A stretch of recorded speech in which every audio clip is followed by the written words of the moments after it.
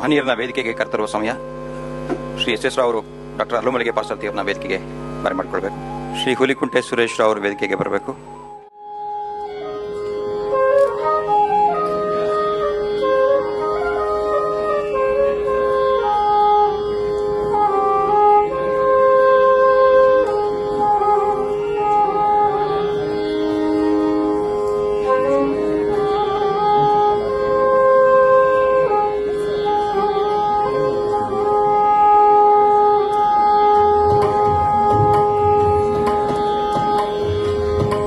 ಇದೆಲ್ಲವೂ ಶ್ರೀಗಳ ಸಮ್ಮುಖದಲ್ಲಿ, ತಮ್ಮೆಲ್ಲರ ಸಮ್ಮುಖದಲ್ಲಿ ನಾವು ಅವ್ರಿಗೆ ಮೊದಲು ಈ ಗೌರವವನ್ನು ಸಲ್ಲಿಸಿ ನಂತರ ಶ್ರೀಗಳ ಮುಖಾಂತರವಾಗಿ ಒಂದು ಸ್ಮರಣ ಫಲಕವನ್ನು ಇಲ್ಲಿ ಸಲ್ಲಿಸ್ತಾ ಇದ್ದೇವೆ.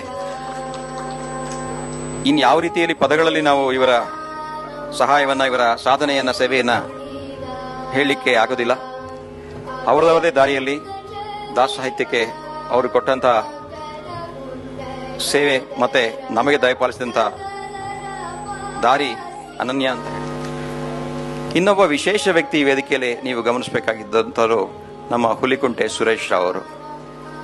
ಬಹುಶಃ ಇವ್ರು ಯಾರು ಅಂತ ನಿಮ್ಗೆ ಯಾರಿಗೂ ಗೊತ್ತಿರಲ್ಲ. ನೀವು ಇಂಟರ್ನೆಟ್ಗೆ ಹೋದಾಗ ಎಲ್ರಿಗೂ ಇವ್ರು ಗೊತ್ತಿರತ್ತೆ. ರಾವ್ ಬ್ಲಾಗ್ ಸ್ಪಾಟ್ ಅಂತ ಇದೆ. ನೀವು ಯಾವುದೇ ದಾಸ ಸಾಹಿತ್ಯದ ಹಾಡನ್ನು ಹುಡುಕಿ ಮೊದಲು ಬರೋದು ಇವ್ರದೇ ಬ್ಲಾಗ್ ಸ್ಪಾಟ್. 16,000ಕ್ಕೂ ಹೆಚ್ಚು ಹಾಡುಗಳನ್ನ, 5,000ಕ್ಕೂ ಹೆಚ್ಚು ಸುಳಾದಿ ಯುಗಾಭೋಗಗಳನ್ನ ಇದೆಲ್ಲ ಇಟ್ಕೊಂಡು ಇವತ್ತಿಗೂ ಸಹ ಅವರು ಒಬ್ಬರು ಚಾರ್ಟೆಡ್ ಅಕೌಂಟೆಂಟ್ ಆಗಿ ಬ್ಯಾಂಕಿಂದ ನಿವೃತ್ತಿ ಹೊಂದಿಕೊಂಡು ಈ ಕೆಲಸವನ್ನು ಬಹಳ ಅಚ್ಚುಕಟ್ಟಾಗಿ ತುಂಬಾ ಕನ್ಸಿಸ್ಟೆಂಟ್ ಆಗಿ ನಡೀತಿರುವಂತ ಒಂದು ದಾಸ ಸಾಹಿತ್ಯದ ಮಾಹಿತಿ ಕೇಂದ್ರ ಅಂತಂದ್ರೆ ಶ್ರೀ ಹುಲಿಕುಂಟೆ ಸುರೇಶ್ ಅವರು.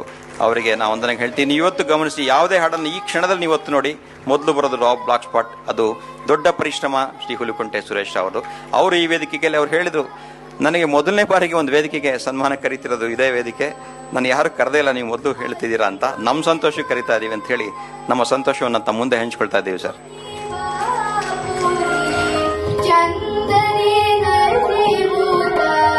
ಹರಿ ಕುಣಿದ